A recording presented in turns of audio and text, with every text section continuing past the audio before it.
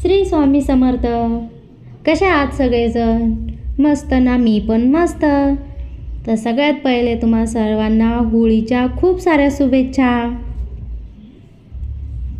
आता आज होळी म्हटल्यावर थोडंफार वाटलं तर पाहिजे ना होळी आहे म्हणून. मग पहिले झाडांना आंघोळ घालून घेतली सगळ्या पण, कारण मला सुट्टी असली म्हणजे रविवार वगैरे असला नाही तर काही सण वगैरे असला का मला हे झाडं धुवायला खूप आवडतं आणि मी धुतच असते.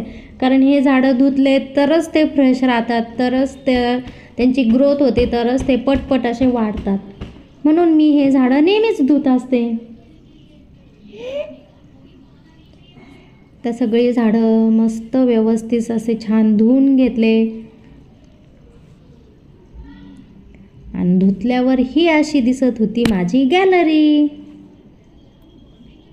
मग काय, आता झाडं धुवून झालेच होते. म्हटलं आता चला टपटप आपण अशी फरशी पुसून घेऊ. आणि मी आलेलीच होती तोपर्यंत स्कूलमधून. मानवीची चालू होती अशी काही मस्ती, इकडं तिकडं तिकडं इकडं.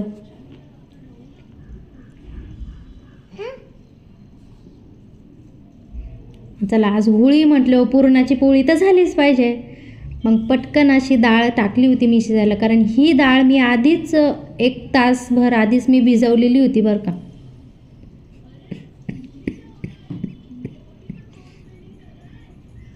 तशी पण ही डाळ माझी घरगुतीच डाळ आहे, त्याच्यामुळं ती भिजवली पण आणि नाही भिजवली तरी तिचं पुरण खूपच छान होत असतं. तरी पण मी ती डाळ 1 तास तरी भिजवलीच होती. आणि डाळ 1 तास भिजून कुकरला लावली. तोपर्यंत शिट्ट्या होईपर्यंत म्हटलं चला अन्वी काय करते बघून येऊ. तर अन्वीची चालू होती हे अशी काहीतरी खेळायचं काम. तिला कालच सकाळी बाबांनी हे खेळणे आणल्यात ना, म्हणून तिला ते खेळायचं त्याच्यातच ती गुंतलेली खेळायला. नवीन खेळणी आली का जुनीला हात लावायचाच नाही असं तिचं ठरलेलंच असतं. हे असे ती तिचं एरोप्लेन वगैरे उडवत होती आणि तिची मस्ती करत होती आणि मी बसली होती तिची मस्ती बघत अशीच.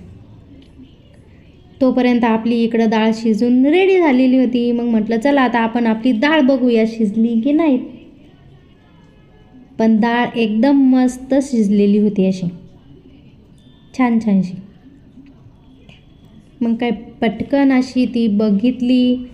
मग चाळणीत मस्तपैकी ती अशी गाळून घेतली, कारण ते पाणी पाणी असतं ना ते बरं असतं आमटी करायला. तर आमच्याकडं तर सार म्हणतात, तुमच्याकडं काय म्हणतात नक्की कमेंट करून सांगा. तर हे अशी डाळ मी घेतली ओतून मस्त छानपैकी. थोडी कुकरला तशीच ठेवली, कारण मी फक्त पाणी पाणीच काढलं होतं, डाळ तशीच ठेवलेली होती कुकरमध्ये. आणि मी पुरण करत असते साखरेत, कारण आम्हाला साखरेचंच पुरण आवडतं. आम्ही दोघे पण गुळाचं पुरण खात नाही आणि अन्वीला पण साखरेचं पुरण आता आवडायलाच लागलं, कारण तिने तर म्हणजे कधी गुळाचं पुरण कधी खाल्लेलंच नाही आहे. त्याच्यामुळं माहीत नाही तिला आवडतं का. एक दिवशी करून बघेल मी तिच्यासाठी. मग छान अशी साखर टाकून मी पुरण असं मिक्स करायला गेली. तर आता मी 1 ग्लासभर डाळ टाकलेली होती. त्यासाठी मी ह्या 3 वाट्या टाकत असते साखर, पण आज 1.5 वाटी होती. परत 1 वाटी पाठीमागून घेऊन आली. आता मस्तपैकी अशी डाळ मिक्स करून घेतली आणि आपल्या ब्लेंडरने मस्तपैकी डाळ अशी ग्रेव्ही करून घेतली. आणि तुम्ही बघू शकता आपलं पुरण कसं तयार झालं, एकदम मस्त. आपल्याला काय चाळणीची वगैरे काही गरज नाही. मी नेहमी यानेच पुरण करत असते आणि ह्या ब्लेंडरमुळे ना मला पुरण करायचा अजिबातच कंटाळा येत नाही. तुम्ही कधीही म्हटले ना तरी मला पुरण करूशीच वाटतं. तर हे असं झालं होतं आपलं पुरण तयार. आता हे थोडं भाजून घेतलं ना, म्हणजे कढईत परतून घेतलं ना की आपोआपच कोरडं होतं. तसं पण ते कोरडं झालेलंच होतं. आता पुरणपोळी केले म्हटल्यावर अन्वीला खायची नाही असं कधी होणारच नाही. कारण ती कुकरच्या शिट्ट्या वाजत होत्या त्यावेळेसच तिला अंदाज आला होता का आज पुरणाचा बेत दिसतोच. म्हणून ती खूपच मागं लागलेली होती माझ्या. आई मला पुरणपोळी खायची, आई मला पुरणपोळी खायची. म्हटलं बाई करते.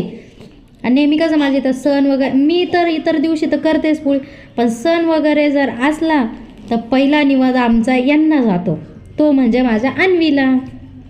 आणि मग देवांना असतो. कोणाकोणाच्या घरात आधी निवद जातो सांगा बरं असा. माझ्या घरात पहिला निवद हा अन्वीलाच असतो नेहमी, कारण तिला पुरणपोळी करायची म्हणली का तिला दम निघत नाही. आणि ती बऱ्याच वेळची मागं लागलेली होती, कर बाई पुरणपोळी कर कर कर. म्हणूनच ती आली होती. तिनं तव्यावर पुरणपोळी बघितली पण तिला कळून चुकला. हां मग आता चालू होती तिची, दे बाई टपकन दे पुरणपोळी. मला म्हटलं बाई देते, थांब जराशी. तर चला, आजचा व्हिडिओ इथंच संपला. तर तुम्हाला पुरणपोळी कशी वाटली नक्की कमेंट करून सांगा. चला भेटूया उद्याच्या ब्लॉगमध्ये. Bye bye. आजच्यासाठी एवढंच होतं.